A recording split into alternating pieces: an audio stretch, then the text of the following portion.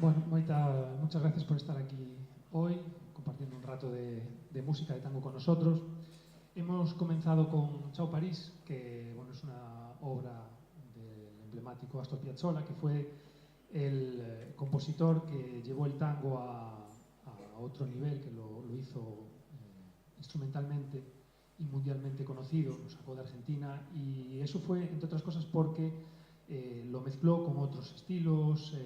Él estudió composición en Francia, y de hecho Chao París es una obra que pertenece a este periodo en el cual estuvo en Francia estudiando con Nadia Boulanger, y lo grabó en 1955. Tiene esto una relación con la siguiente obra que vamos a tocar, que es Adiós Nonino, quizás una de sus obras más emblemáticas, originalmente para quinteto. Y Adiós Nonino retoma el tema de una obra que compuso en ese periodo francés, y luego, pues, cuando falleció su padre, al que todos llamaban Nonino, como dijeron los hijos, cuando ya residía en Nueva York, se encerró en su habitación, y en palabras de la biografía, de allí salió una melodía muy triste, y esa era la melodía del principio del Adiós Nonino, que era el homenaje a su padre. Así que nada, Adiós Nonino de Astor Piazzolla.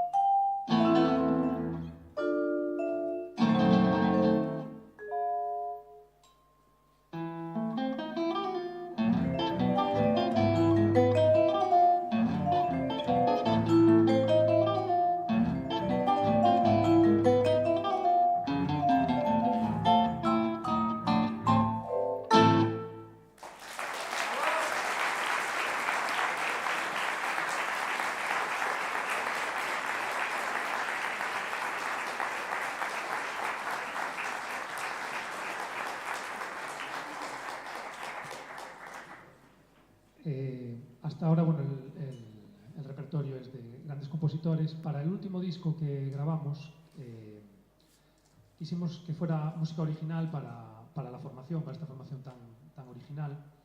Y dentro de ese disco hay también alguna composición nuestra. En este caso vamos a tocar Tango para un Gentleman, que es un tango compuesto con una parte primera lírica y luego otra parte más improvisatoria, más alegre, y que está dedicada a un gran amigo que era un gentleman francés, el típico gentleman francés, de ahí el título. Así que nada, Tango para un Gentleman.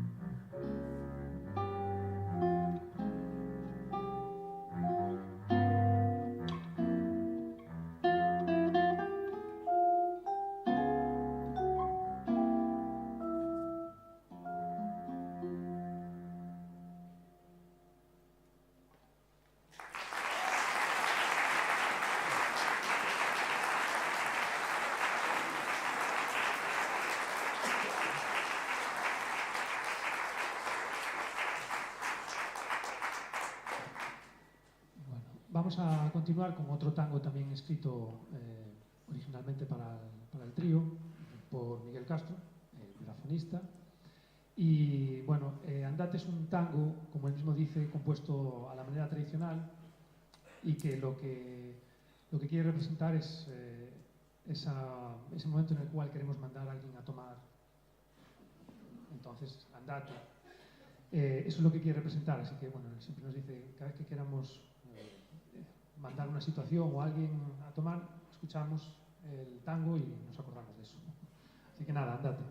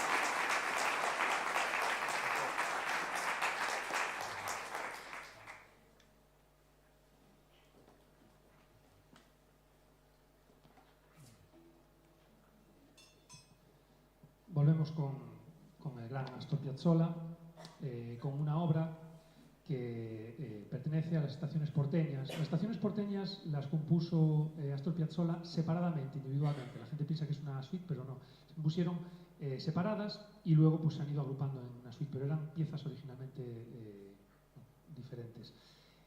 Vamos a tocar el invierno porteño, que además va muy acorde con la estación en la que estamos a punto de entrar, y que compuso en 1970 intentando describir pues eso, esa estación porteña, como han hecho otros grandes compositores intentando describir las estaciones de la naturaleza. Así que nada, invierno porteño de Astor Piazzolla.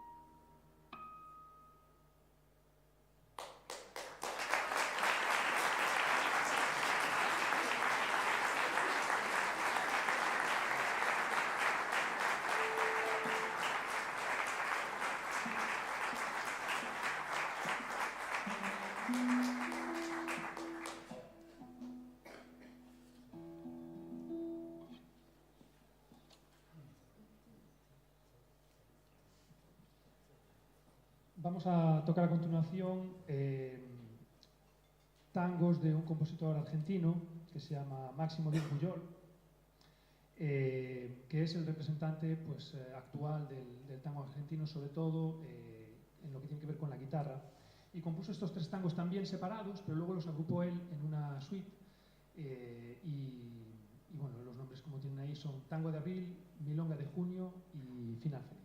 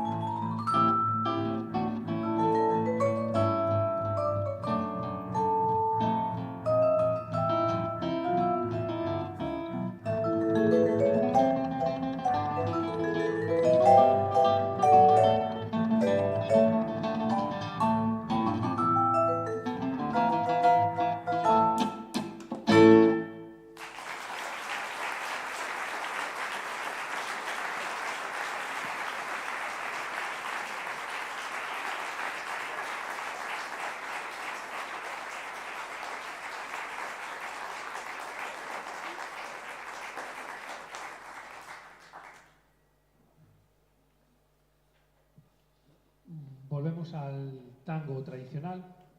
Vamos a tocar un arreglo propio de un tango muy conocido, que seguramente todos conozcan, y que está en el último disco que hemos hecho, que está en todas las plataformas, y los que sean más analógicos, si quieren, también los tenemos a la venta en CD. Y este tango es Por una cabeza. Por una cabeza representa en las carreras, cuando se gana, justo, muy justito, pues es el significado del tango, por una cabeza, aunque realmente lo que quería relatar era un poco, bueno, pues la vida en las carreras, las relaciones entre hombres y mujeres y un poco una reflexión sobre el destino, es lo que quería Carlos Gardel.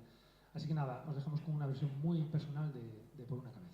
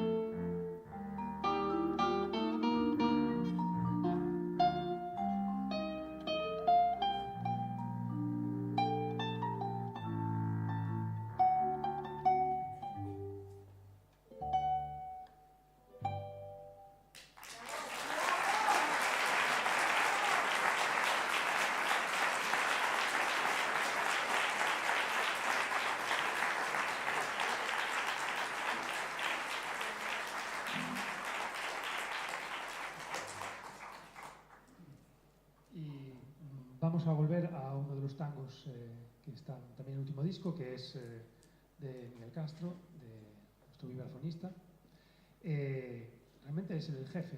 A mí me toca hablar, pero es el que manda. Entonces, bueno, como él dice, resiliencia es una palabra que además está muy de moda ahora.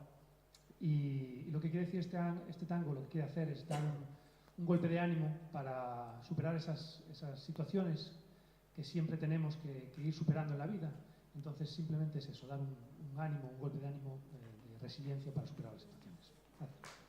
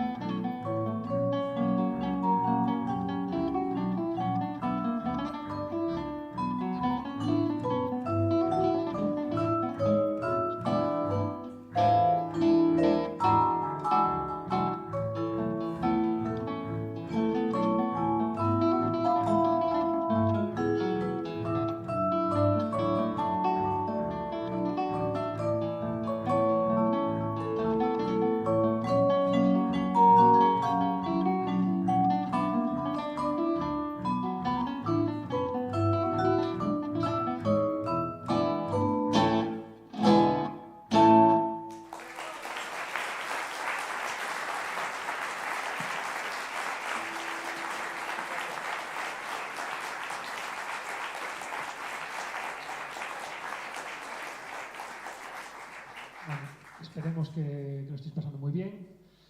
Como todo lo bueno, pues llega a su final. Así que vamos a concluir con una obra que tampoco creo que necesite mucha presentación.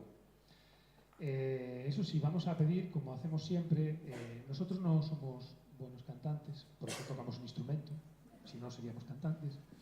Entonces vamos a hacer, ya digo, una de las obras más populares del tango, que se llama Volver, todos lo conocen. Así que lo que les vamos a pedir es que nos ayuden a cantar. Nosotros vamos a cantar sin micro, para no hacer el ridículo. Entonces, por lo menos el estribillo les dará una entrada, así para terminar bien, y cantan con nosotros para intentar que no se nos oiga mucho, ¿vale? Así que nada, Volver de Carlos Gardel.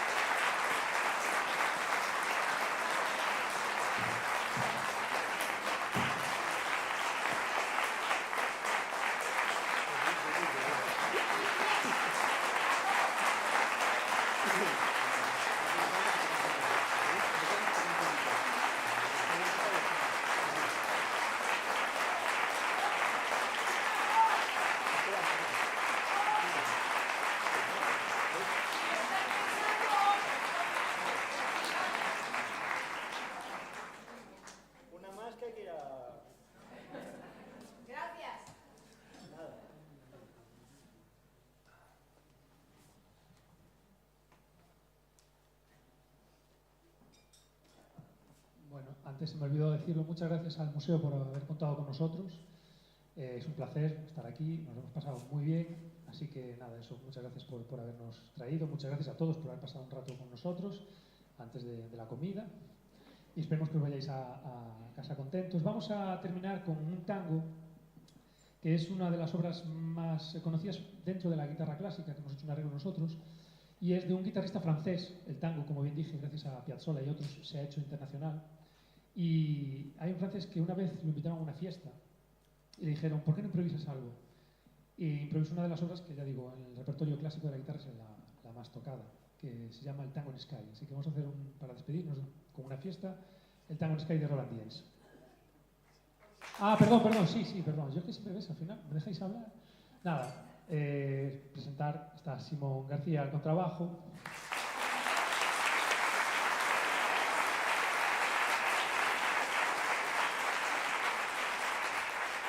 El jefe, Miguel Castro, al vibráfono.